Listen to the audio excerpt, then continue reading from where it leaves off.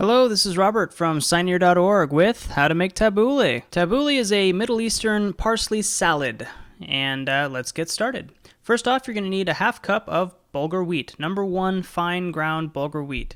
Next, you're going to need about 1/3 cup of water. You're just going to cover the bulgur and then you're going to swirl it around to get it nicely mixed. Don't worry, that wheat will absorb all of that water. Go ahead and quarter your tomatoes and de-seed them while you're at it.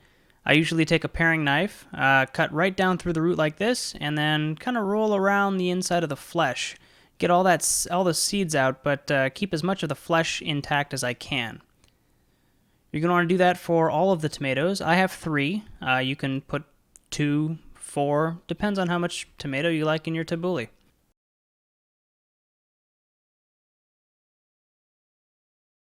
On some of your tomatoes, you're going to have these blemishes, and what I recommend is chopping them right next to the blemish, quartering them, and then just chopping the blemish off. That leaves you with tons of flesh left over, and gets rid of those undesirable spots.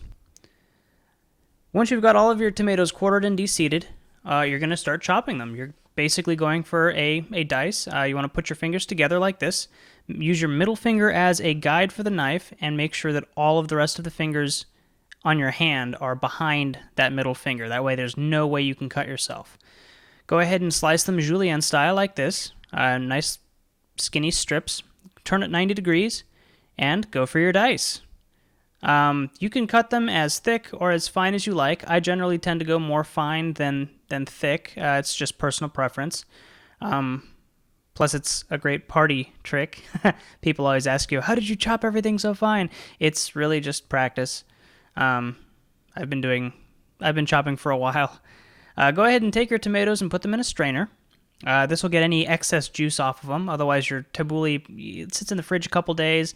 It'll start getting soggy, almost like a salad. You know, you dress a salad and then everything starts to wilt. Same thing happens to tabbouleh, so you want to kind of keep it as dry as you can. Go ahead and continue dicing your tomatoes. This is usually the most time-consuming part because you usually have more tomatoes than anything else. Here I am, I'm showing you that you don't have to cut fast. Again, I've been doing this for a while, so I tend to chop fairly quickly, but you can just go at your own pace. Take your time. Dice it, just make sure that all of your pieces are approximately the same size. You want a nice, consistent dice. Generally what I do is I tend to go for 3 tomatoes, 3 of the big tomatoes, the beefeater tomatoes, for every 1 cucumber, 1 bunch of onions, 1 bunch of parsley. Once you've got all your tomatoes in the strainer, add a little bit of seasoning. I just add salt at this point. I mix it up. That seasons the tomatoes, and any juice that would come out of the tomatoes that seeps out once they've been seasoned, it drips through the strainer. Again, this is to keep your tabbouleh from getting mushy on you in the fridge. Generally, 1 bowl of tabbouleh should last you, 2 or 3 days. So once we're done with the tomatoes, we switch to the cucumbers. And here's a neat little trick. Take an apple core, and go ahead and take out all those seeds. They don't do anything for the tabbouleh, they just get in the way of the knife. But an apple core is a pretty nifty way to give you a nice bit of cucumber flesh with none of the seeds. Take your cucumber, cut it in half, and I usually chop it like an onion. I find that this is the easiest way for me to do it. I make a couple of cuts horizontally like this. I don't go all the way through the end of the cucumber. That gives me something to hold on to. It also keeps those strips together so they don't slide all over the place. Then I cut through it vertically, and this gives me a nice julienne setup so that once I start dicing, the cucumber just comes right apart. You just dice right through it. And that, I guess, root piece, the piece that you don't cut through the end over there, keeps everything together, so you're not dealing with a bunch of little strips.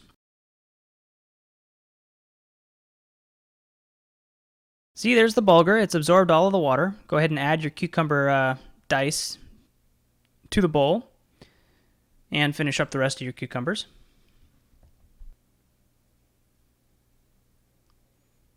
Once you've added all of your cucumbers to the bowl, go ahead and take the tomatoes, which have been sitting in the strainer, add them to the cucumbers and the bulgur. You're going to want to mix them together. You don't need, this is just to get it going. You can taste it at this point. Make sure that it has enough seasoning, both salt and pepper.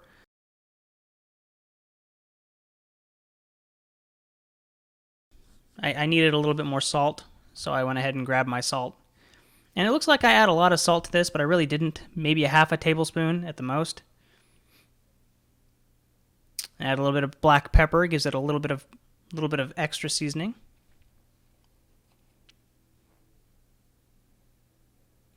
Now here are the green onions. A lot of people have trouble cutting these guys because if you cut them straight, they tend to roll all over the place. They roll all over your cutting board, they roll all over your kitchen floor.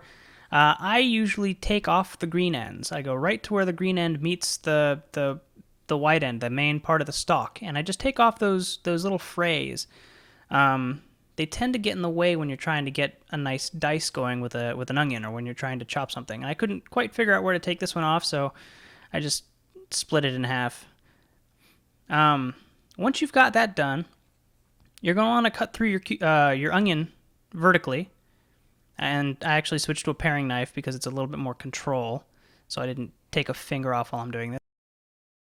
Turn it 90 degrees and cut through it vertically again. You're basically going for quarters, leaving a little bit of an end attached so that they don't fall apart on you. And then just dicing from there. You're going to get a really nice fine dice in your onions, and it seems to go quicker, and everything stays a little bit neater. I like chopping onions this way. Then for the green ends, just cut them in half, and you can cut them all the way through. You don't have to leave an end on one side to keep them together. I left this one alone because he was already pretty small. And then you can go ahead and chop right through those. The green ends are usually a little bit smaller. If they're the really thick green ends, yeah, you can quarter them and get a little finer dice. These guys here were a little bit smaller, so I left them. I just cut them in half. And then we move on to the parsley. Now, parsley is a lot like the green onions in that a lot of people don't really know what to do with it. I mean, you end up with this bunch of leaves, very well-washed leaves. Nothing ruins a tabbouleh quicker than biting into some grit, and it always comes with grit from the store. I've actually found slugs in my tabbouleh before, so make sure you wash the hell out of it. I usually wash it in the strainer and then move it to a salad spinner and like triple wash it. I generally tend to bunch it together like this. Gently, gingerly, you don't want to mush it together. And then I just kind of go slow on my first pass, just cut through it once, bunch it back up, spread it out a little bit, make it into a little bit longer loaf kind of thing. And then I do this horizontal chopping where you put the point of the blade, you hold it down with the cup of your palm, like right where your fingers meet your palm. And you don't push down very hard on that end, but you do keep it down against the cutting board. And then you just raise and drop the handle, and you chop right through it. Once you've got your parsley cut, go ahead and add it to your bowl. You've already got your tomatoes and bulgur and cucumber and the onions. Mix it together.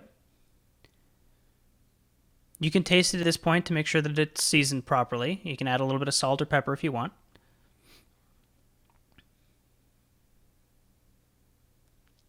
Now we're going to make the dressing. Take a lemon, cut it in half, and juice it. You want the juice of one lemon. I usually use a reamer. I find that I get a lot more juice out of whatever fruit it is that I'm juicing with one of these guys. They're also really ergonomic, and you're not going to flatten your palm against the lemon juicer thing that you have and spray lemon bits all over your kitchen. Once you've juiced the lemon, add an equal amount of olive oil to the lemon juice that you have. So if you have a quarter cup of lemon juice, you want a quarter cup of olive oil. Add a little bit of seasoning, some salt, and some fresh ground black pepper. Again, it looks like I'm adding a lot of salt, but in total, I probably didn't put more than a half a tablespoon, maybe, 2 teaspoons at the most. A little bit to the dressing, a little bit to the salad. And for the amount of salad that you get, that's not a bad thing. Go ahead and just take a whisk and rub your hands together like you're trying to start a fire, and it mixes it and it emulsifies the dressing together. Pour this dressing into the tabbouleh that you have waiting in your bowl. I used about half to start with, and then I added some later after I mixed it. It was a little bit dry, so I added a little bit more dressing. Then you can go ahead and grind up all your waste, and make sure you throw your lemon peels down the drain too, because they make everything nice and fresh in your kitchen. Put the tabbouleh in the fridge for about an hour. Let it kind of steep in its juices. Take a head of romaine, cut off the tops, cut off the heel, the root part of it, spread it out, wash it well. Again, I've found, dead gnats and other things in my romaine, so I tend to wash it fairly well. Go ahead and dish it up into a bowl, and that's how you make tabbouleh. It's fairly easy. It's a little bit long, a little bit of a long process. I mean, it can be as quick as half an hour, and it can take you up to 2 hours, depending on how much you're making and depending on how thick you're cutting everything. If you like a really fine dice, it'll probably take you a little bit longer unless you have good knife skills. And if you like a thicker tabbouleh, it'll go a little bit quicker because you're not going to be spending as much time trying to get really, really small pieces. So, I hope this helps you, and enjoy!